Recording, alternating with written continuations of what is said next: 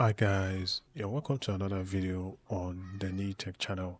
In this video, I'm going to show you how you can fix the copy and paste shortcut not working on your CMD interface or your command prompt interface.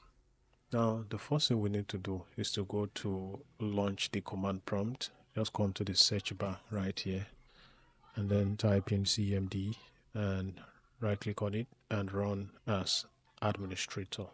And click on yes. All right. If you try to copy this text from your CMD interface using Ctrl C and it's not copying, all you need to do is just come to the title bar of the CMD interface and then right click on it and go to properties, and you'd want to make sure that use Ctrl plus Shift plus C or V is selected. So once you select this option and click on OK, you should be able to copy and paste text properly on the CMD interface. That's it, guys. Thank you for watching, and I'll see you in the next one.